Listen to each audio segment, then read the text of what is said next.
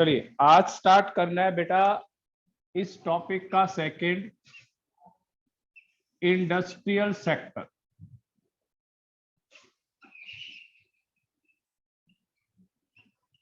Industrial sector on the eve of independence के अंदर industrial sector. बेटा एक चीज बताइए, पिछली बार का एक केस स्टडी का छोटी सी स्टेटमेंट का क्वेश्चन समझ आया था, डिफेंड रिफ्यूट वाला? हाँ यस सर। सर। हाँ जी सर। ठीक है, अभी तक जो हमने पढ़ा है इंडियन इकोनॉमी लर्न हो जाएगी? Yes sir. हाँ सर, हो यस जाएगी। सर। हो जाएगी। काव्या, शिवम, हो जाएगी? Yes. बेटा यस बेटा सर। कोशिश कर रहा हूं कि जितना आपको मैं और क्लियर समझा पाऊं ऑनलाइन में। ऑफलाइन सर इज ए अभी तक डिफरेंट तो थिंग। इजी लग रहा है। हाँ बिल्कुल, यही बात मैं चाहता था कि आप लोग बोलें कि आपको आसान लग रहा है और जो पढ़ा रहा हूं समझ आ रहा है। चलिए लिखिए लाइक। शायद से ऑफलाइन मोड इजी लगेगा। बेटा देख, ऑफलाइन मोड इजी लगेगा उसमें तो मैं ना क्लास में ही निखिल पढ़ा के आपको बोलूंगा याद करो और मुझे अभी लिख कर दिखाओ। यस तो सर, मेरी पिछले 11th में साल देखा था। हाँ पिछले जब साल भी 12th को मेरी पढ़ा। यही स्ट्रेटजी थी। मगर यार एटलीस्ट आप यादा बता सकते हो कि ऑनलाइन में फिर भी कुछ तो आ रहा है।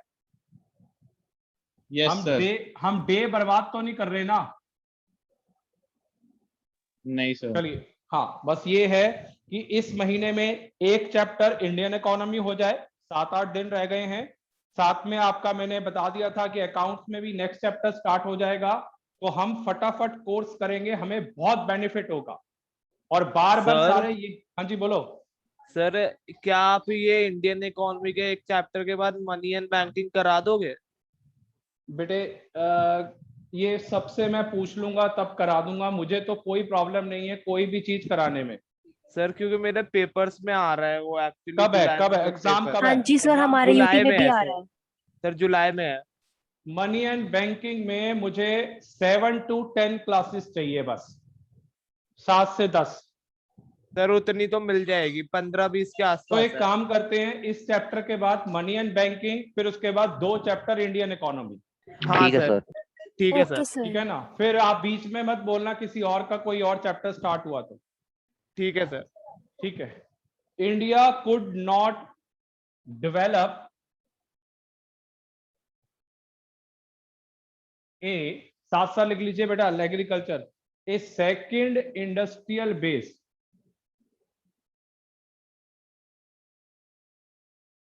Second industrial base under the British rule.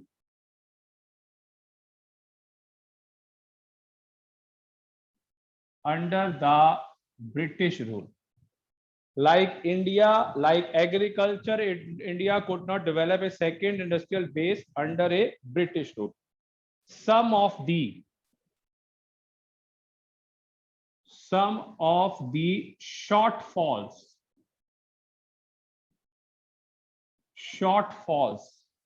shortfalls के ब्रैकेट में लिख रहा हूं एक्सप्लॉयटेशन। सर इधर एक चीज समझ में नहीं आई मेरे को, बोलो वो बोलो बोलो। सेकंड इंडस्ट्रियल बेस का मतलब क्या हुआ इधर? बेटे आपको पता है इंडिया में जो भी था, जो आप करते थे, क्रॉप्स उगाते थे, सबको बोला गया हाँ सर। कमर्शियल क्रॉप करिए। तो इंडिया जो है वो उस वेव में भी सेटल नहीं हो पाया। समझा मेरी बात? जो कैश क्रॉप में हम कन्वर्ट कर रहे थे आयुष, वो भी कन्वर्ट नहीं हो पाया। ब्रिटिश बोलते रहे कि आप फूड क्रॉप से कमर्शियल क्रॉप में शिफ्ट हो जाओ, मगर उसमें भी सक्सेसफुल इंडिया नहीं हो पाया, क्योंकि यार उसी तरीके से ग्राउंड थे, कैसे सब कुछ हो जाता। तो इसीलिए वो भी एक नुकसान हुआ। एक्सप्लॉयटेशन या shortfalls of the industrial policy of the industrial policy persuade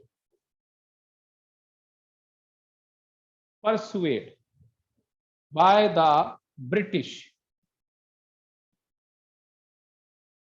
British मतलब कॉलोनियल गवर्नमेंट।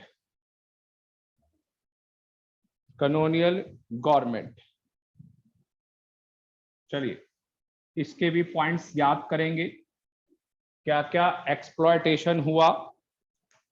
इधर मृदुल याद है कौन कौन से पॉइंट थे? D industrialisation. मृदुल ये पॉइंट याद है? ये बहुत इंपॉर्टेंट है। एक नई डेफिनेशन डी इंडस्ट्रियलाइजेशन, एक और याद करेंगे definition, adverse effect of decline in handicraft industry. Handicraft industry. अगला, limited role of public sector. Limited role of public sector.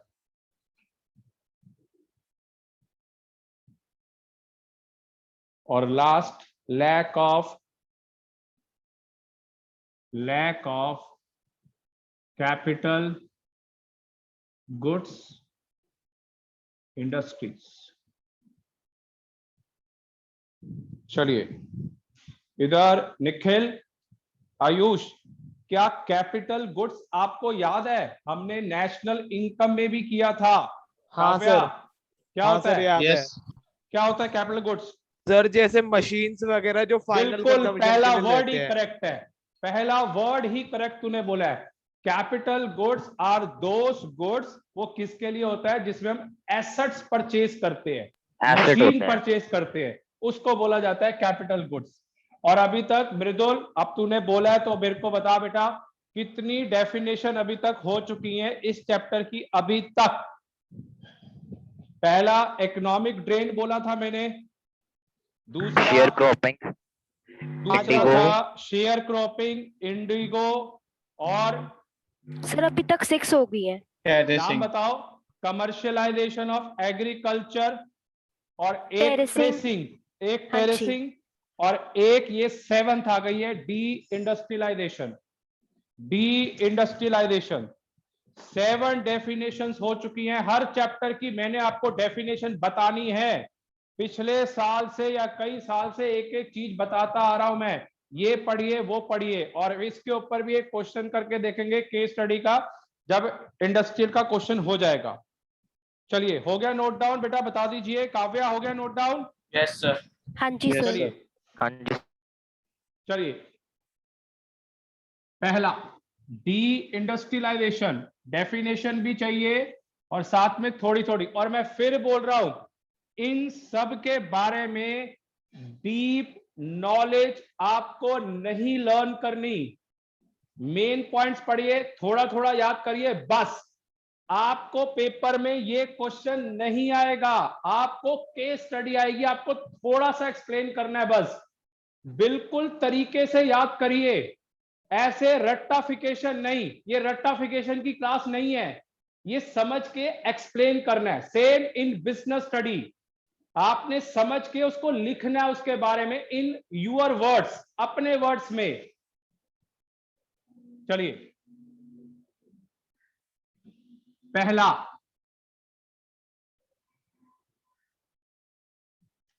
Sir वो लास्ट पॉइंट क्या लिखा था, चौथा पॉइंट, वो lack of capital goods industry. ठीक है सर। डी इंडस्ट्रियलाइजेशन,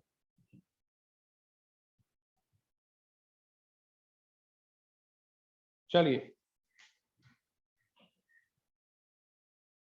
इसके बारे में थोड़ा सा, decline of handicraft, Indian handicraft industry.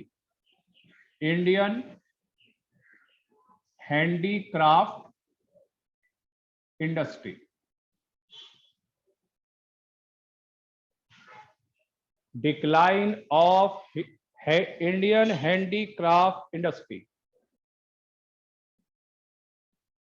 Two folds, मतलब टू फोल्ड्स। मृदुल बेटा, पहली क्लास का याद है मृदुल? मानसवी, मैंने बोला था इकोनॉमिक पॉलिसी थी ब्रिटिश की, रॉ मटेरियल इंडिया से लेना एट लो प्राइसेस, चीपर हाँ rate, sir.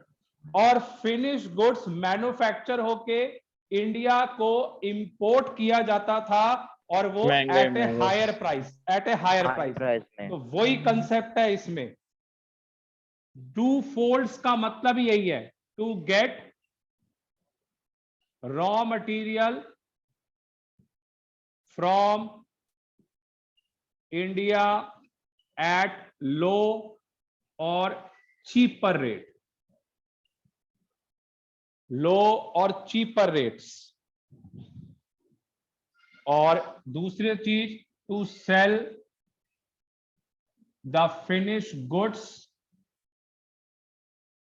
To India at a higher rates.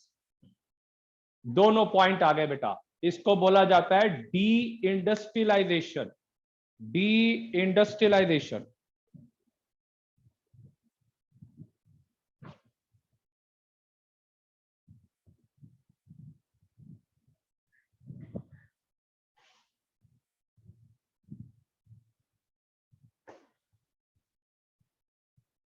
हो गया बेटा?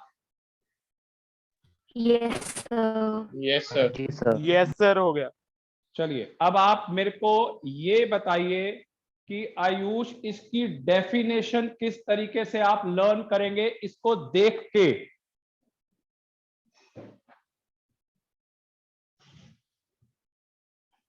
बताओ।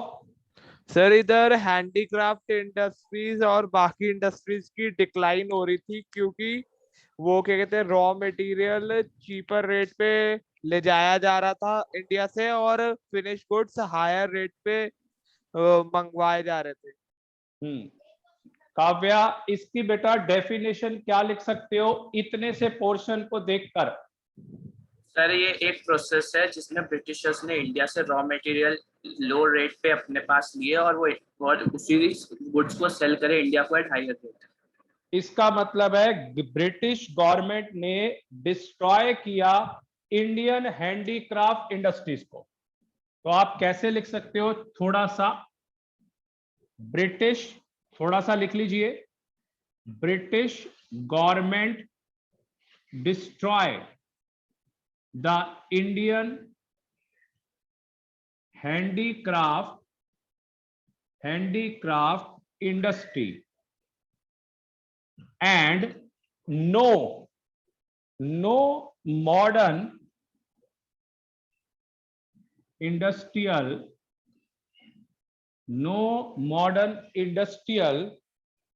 base was allowed to coming up, and two folds are, तो टू फोल्ड्स कौन से हो गए? ये दोनों टू फोल्ड्स आर। तो हम सिंपल वर्ड्स में लिखेंगे डी इंडस्ट्रियलाइजेशन जो है British government destroy the Indian handicraft, decline हो गया, और साथ में कोई मॉडर्नाइजेशन नहीं था, और साथ में उसके दो फोल्ड्स थे। और बिल्कुल काव्य ठीक कह रहा है, इन्होंने एक कंसेप्ट बनाया, raw material taken from India at a low या cheap prices and sold finish goods to India at a high rates या हाई प्राइसेस। तो उसके कारण इसको बोला जाता है डी इंडस्ट्रियलाइजेशन। अब ये इधर मृदुल, निखिल, ये कितना इंपॉर्टेंट है शिवम कि पेपर के अंदर जब ये आएगा आपको एक स्टेटमेंट सी आ जाएगी और इस तरीके का कंसेप्ट आएगा, हम तो कोई चीज परचेज कर रहे हैं, वो हमें जो हो रहा है वो हाई रेट पे है, सेल कर रहे हैं तो लो रेट पे है। जैसे अगर मैं आज की डेट में ये पैंडेमिक में अगर मैं कोई प्रॉपर्टी खरीदने जाता हूं, प्रॉपर्टी तो हाई रेट पे मिलेगी, बेचने जाऊंगा लो रेट पे मिलेगी। तो ये उसी पैटर्न को आज तक फॉलो किया जा रहा है, डी इंडस्ट्रियलाइजेशन। लोग आज तक वही कंसेप्ट पे है। तो ये चीज आपको बहुत समझनी है। 7th डेफिनेशन है सर, जितनी भी हो गई है। हाँ जी आयुष बोलिए। सर ये लास्ट में क्या लिखा है? To coming up. हाँ, coming up base, no in the modern industrialisation base was allowed to coming up and 2 folds are, और 2 फोल्ड ये हैं बेटा। Okay sir. चलिए सेकंड पॉइंट फटाफट नोट करिए, इसको रब करूं। Sir done. हो गया सर। चलिए डन। सेकंड बेटा, मैं फिर दोबारा आपको बोल रहा हूं, आपके पास जोन सी भी बुक्स हैं, बहुत ज्यादा लर्न नहीं करना इंडियन इकोनॉमी के अंदर। आपने सिर्फ इनके पॉइंट्स याद करने हैं और वहां पे खुद एक्सप्लेन करना है। फिर बोल रहा हूं 7 to 8 मार्क्स या मैक्सिमम 10 मार्क्स के डायरेक्ट क्वेश्चन आएंगे, बाकी सब कुछ केस स्टडी आएगा, तो आपने सीधा याद करना ही नहीं है। चलिए second, adverse effect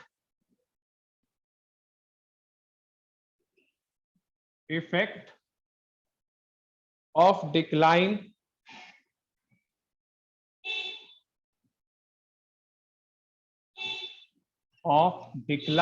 handicraft industry.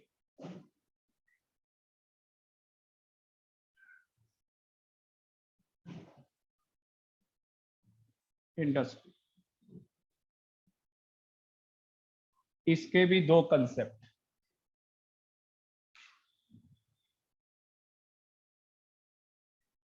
पहला हाई लेवल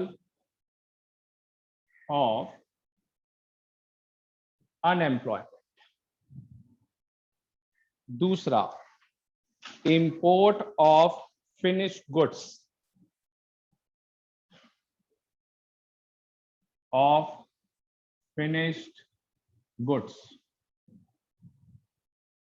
पहला हाई लेवल ऑफ अनएम्प्लॉयमेंट, दूसरा आपका हो गया import of finished goods.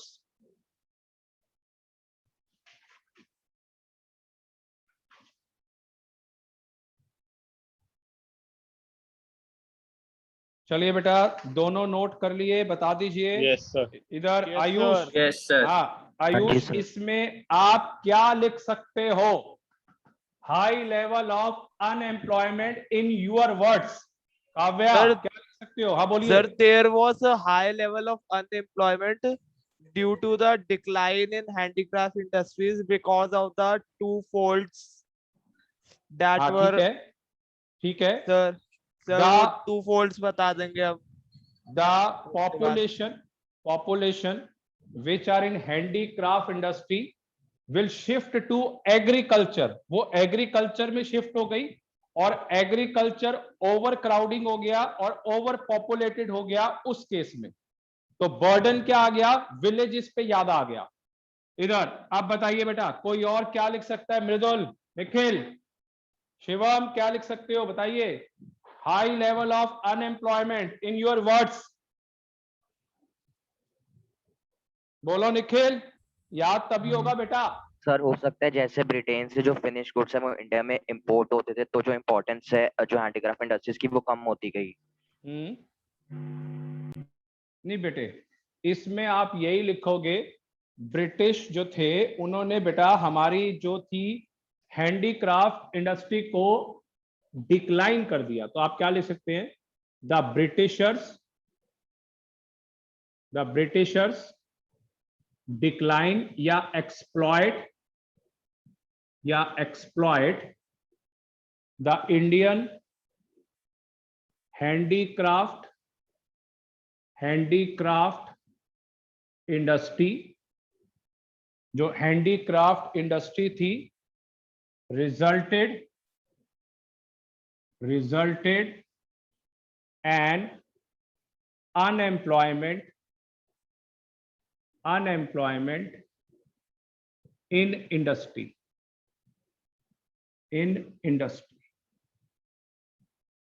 Unemployment हो गया,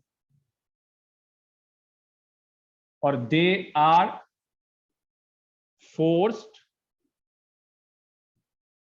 to join the agriculture sector so that the agriculture sector is overcrowded or overburden, overcrowded and overburden in agriculture in India.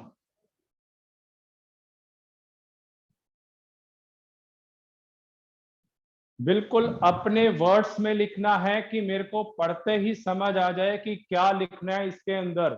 High level of unemployment, Britishers ने Indian air handicraft industry को खत्म कर दिया, unemployment हो गई, the people shifted from industrial से agriculture में चले गए और एग्रीकल्चर सेक्टर ओवर क्राउडेड या ओवर बर्डन हो गया सारा का सारा। चलिए, इंपोर्ट ऑफ फिनिश गुड्स, ये तो आसान है बेटा। Import of finish goods, Ayush. हाँ सर। सर इसमें हम लिख सकते हैं एज द रॉ मटेरियल। बोलो सर मैं थोड़ी देर में बोलूं, पीछे एक्चुअली मेरे कजन्स आए हुए, वो आवाज कर ठीक रहे है, हैं। चलो ठीक है, मैं बताता हूं। वैसे जो आप बताने लगे थे वो होगा नहीं। इधर निखिल, इंपोर्ट का मतलब क्या होता है बेटा?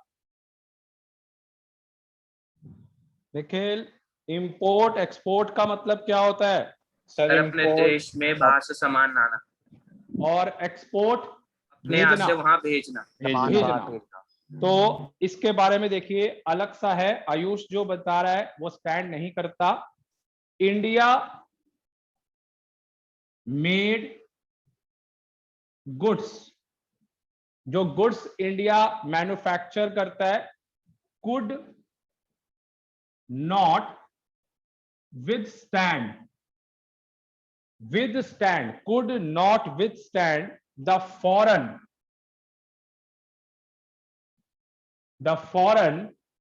competition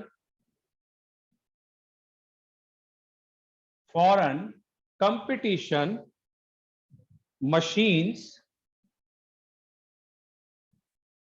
made cheap goods।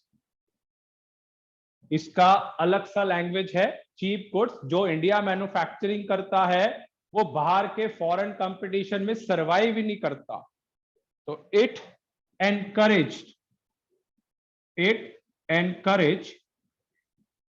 The Indians to import the British foreign goods. तो इसका बिल्कुल अलग लैंग्वेज है और उसकी बेटे बिल्कुल अलग लैंग्वेज है। इसका मतलब है कि इंडिया के जो मैन्युफैक्चरिंग गुड्स है, they can not compete with the foreign items, compete नहीं कर सकते। यही कारण है कि इनको इंपोर्ट करना पड़ता है फॉरेन गुड्स। हाँ जी बोलिए सर। ये फोर्स टू के बाद क्या लिखा है हाई लेवल ऑफ अनएम्प्लॉयमेंट वाले में? बेटे, high level of unemployment in industry, they are force to join. अच्छा sir, they are force to join.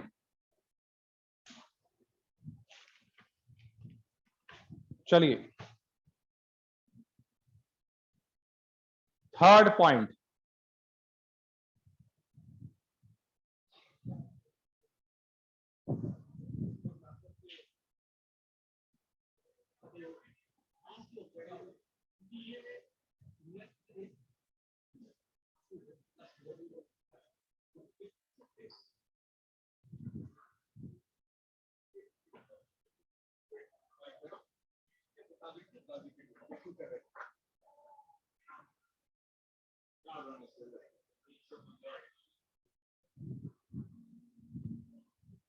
चलिए हो गया बेटा नोट डाउन। थर्ड कैटेगरी पे आऊं? Yes sir. चलिए, थर्ड,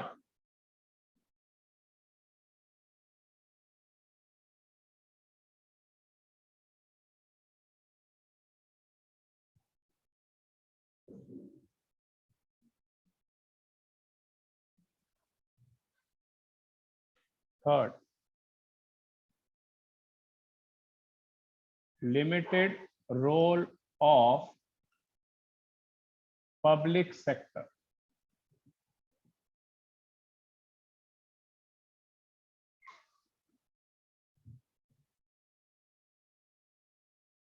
चलिए बेटा, ये पब्लिक सेक्टर कौन कौन से हो सकते हैं, बता सकते हो आप?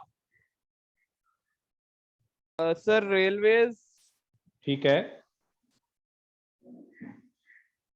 बताओ यार बेटा, निखिल, काव्या, शिवम, मानसवी, मृदुल, कौन कौन से हो सकते हैं पब्लिक सेक्टर? बेटा you are in 12th standard, आपको आनी चाहिए ऐसी चीजें। लास्ट ईयर आपने बीएसटी में भी पढ़ा है ऐसी चीजें, words.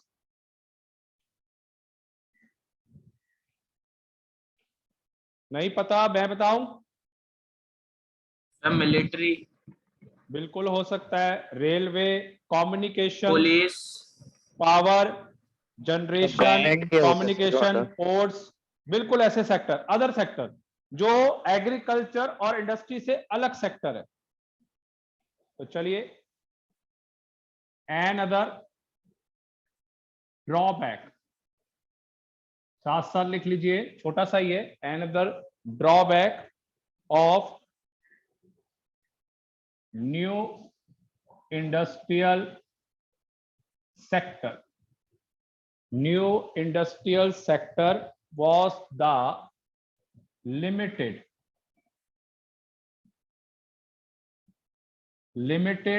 role of public sector. Limited role of public sector.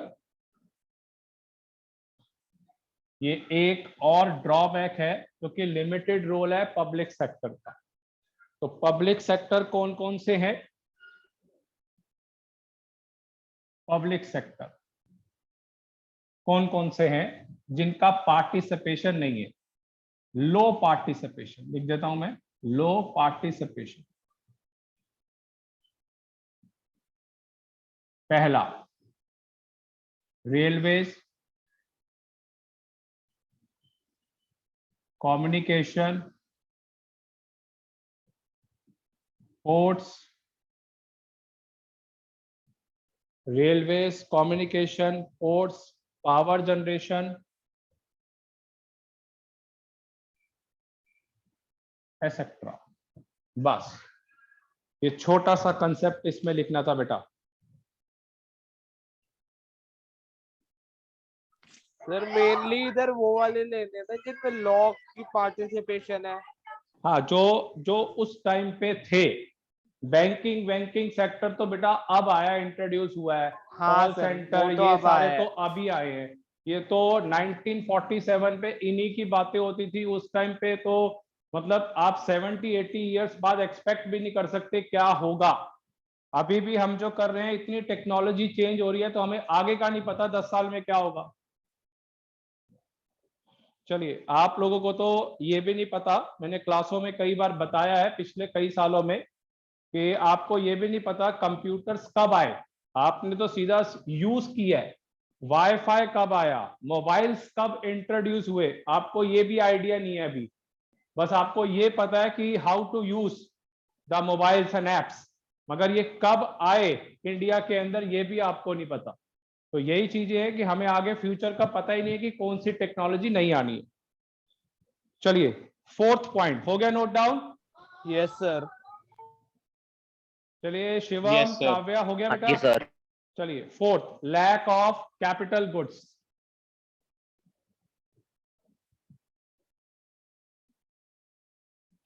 मृदुल बेटा, याद हो जाएगा ये आज ही? हाँ सर। साथ साथ हो रहा है? हाँ सर। चलिए, लैक ऑफ कैपिटल गुड्स, ये हम पहले ही बोल चुके हैं। सर इन सब की एक्सप्लेनेशन याद करनी है ना, मतलब नहीं करनी बेटा, जितनी जितनी मैं लिख रहा हूं ना, जितनी जितनी मैं लिख रहा हूं उतनी उतनी याद करियो बेटा। ठीक है सर। पता है आयुष, ये ना पहला चैप्टर है, 10 चैप्टर है इंडियन इकोनॉमी में। एक चैप्टर में अगर आप अप्रोक्सीमेटली 15-20 आप याद करते हो पेजिस, तो नियर अबाउट बन जाएंगे 250 प्लस। क्योंकि किसी में ज्यादा भी होगा, किसी में कम भी होगा। तो in that case I use 250 approximately pages, और वो आप लास्ट मोमेंट पे रिवीजन कैसे करोगे? अगर आपकी 3 छुट्टियां हुई बोर्ड में, 4 हो गई, कैसे रिवीजन हो जाएगी यार? मैं चल रहा हूं बोर्ड के पॉइंट ऑफ व्यू से, मैं चल रहा हूं कि मुझे इतना ही क्वांटिटी चाहिए। और मैंने आपको क्या बोला है, पिछले 2-3 साल में इस चैप्टर में से सिर्फ 1 नंबर का क्वेश्चन आया है, और आई वॉज एक्सपेक्टिंग कि आगे और आएंगे इसमें से। मगर मुझे सिर्फ इतनी प्रिपरेशन करनी है कि मुझे इस चैप्टर की पूरी नॉलेज हो, हर तरफ से मुझे पता हो क्या लिखना है क्या नहीं लिखना। 1947 से भी मैंने इकोनॉमिक पॉलिसी लिखवाई, 1947 के टाइम पे अलग अलग सेक्टर को एक्सप्लेन कर रहा हूं, बस सफिशिएंट है। बिल्कुल डिटेल में मत करियो, ज्यादा करेगा रिवीजन नहीं कर पाएगा। अकाउंट्स भी आप कर रहे हो या कोई और सब्जेक्ट कर रहे हो, तो आपने एक लिमिट में करनी है चीजें, कि मैंने 50 क्वेश्चन कर लिए तो आप 50 क्वेश्चन की ही तैयारी करनी है। आपके पास इतनी ज्यादा क्वेश्चन चीजें इकट्ठे हो जाएंगे, रिवीजन नहीं कर पाओगे, बड़ा परेशान होगे। चलिए, ठीक है सर। आप बिल्कुल मत करना। Capital goods industry refer to, इधर ये 8th डेफिनेशन, ये आपकी बनेगी 8th definition. Refer to 8th definition बेटा, to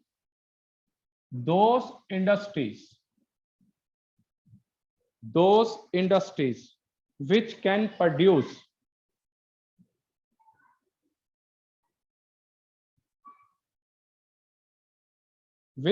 produce machine tools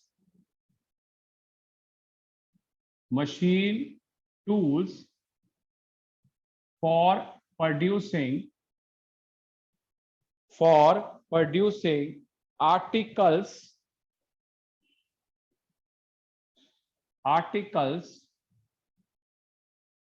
for current consumption।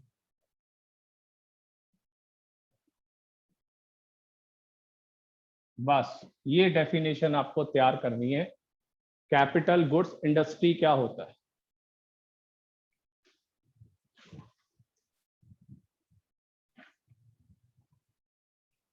चलिए इसके बारे में थोड़ा सा और, बस इतना ही याद करना है आपने। Content during the British rule there is hardly any capital goods industry।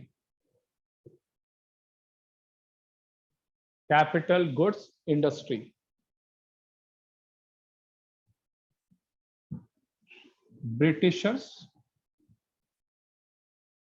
does not pay any attention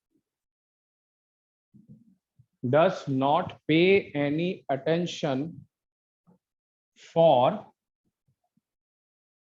their promotions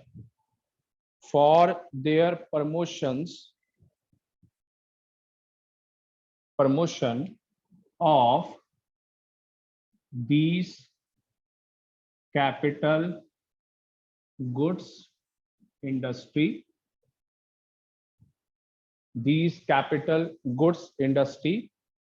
because they always wanted to be dependent on Britain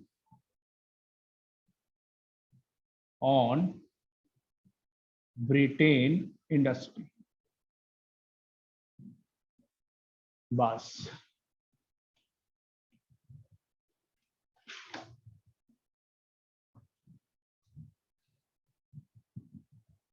sir ये during the British rule there इसके बाद क्या लिखा है?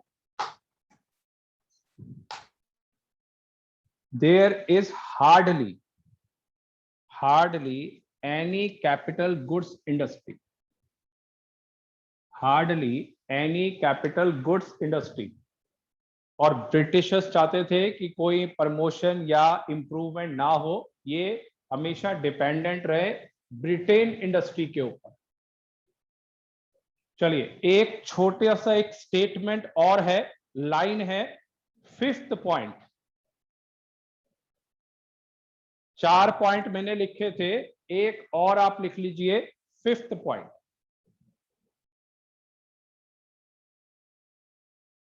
चलिए हो गया बेटा, नोट डाउन। Yes, सर एक sir. बार ये Yes, दूसरे sir. साइड वाला नहीं हुआ, बड़े हाँ जी वाला। सर। जल्दी कर बेटा, पूरा इंडस्ट्रियल सेक्टर का खत्म हो जाएगा और उसके बाद कल एक केस स्टडी का क्वेश्चन, मतलब नेक्स्ट क्लास में केस स्टडी का और थोड़ा सा पॉइंट और फॉरेन ट्रेड शुरू हो जाएगा। बस ये दोनों, इधर निखिल आवाज आ रही है बेटा? Yes, sir. एग्रीकल्चर और इंडस्ट्रियल के अंदर ज्यादा कंटेंट है जो हम कर रहे हैं, एक एक दो दो क्लास लग रही है। जो बाकी सारी हैं ऑक्यूपेशनल, फॉरेन ट्रेड या अदर सेक्टर्स, उनमें तो एक एक दो दो करके मुश्किल से ये मान के चलो 2 या 3 क्लासों में मेरे ख्याल में पूरा कंप्लीट हो जाएगा। मोस्ट प्रॉब्ली शायद 3-4 क्लासों में खत्म है और फिर मैं आपका मैक्रो का मनी एंड बैंकिंग स्टार्ट कर दूंगा। तो हमारी स्पीड अच्छी है, हमने 1 महीने के अंदर 2 चैप्टर कवर किए हैं। टोटल नंबर ऑफ चैप्टर 16 है, 16। अगर हम 2+ चैप्टर करते हैं 1 महीने में, तब भी 7-8 महीने लगेंगे हमारे को, और हमारे लिए ठीक है कि 2 चैप्टर खत्म हो गए। मेरी शुरू से प्रायोरिटी रही है दिसंबर तक आपका कोर्स हो जाना चाहिए, दिसंबर तक। चलिए लास्ट बेटा 5th, एक लाइन या जो भी है, लो कंट्रीब्यूशन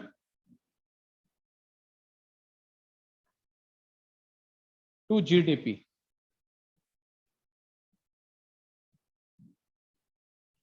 आयुष ये तो तेरे को पता ही होगा, लो कंट्रीब्यूशन। मृदुल? हाँ सर, वो क्या कहते हैं, नियर इन्वेस्टमेंट। अबाउट 85% तो पॉपुलेशन एग्रीकल्चर में ही है, तो जीडीपी में सर। इसका कंट्रीब्यूशन क्या होगा? कुछ नहीं होगा। हाँ सर, कुछ द भी नहीं हो ग्रोथ रहा था। रेट, हाँ बिल्कुल, the growth rate of new industrial sector and its contribution to sir GDP GDP में आएगा भी इस- कैसे? सेल भी तो नहीं हो रही होगी ना? नहीं बेटे, कुछ तो होती है, ऐसा नहीं है कि नहीं होती। आप सुनते नहीं हो? सर मतलब बिल्कुल कम हो रही होगी ना? बिल्कुल पॉइंट्स में।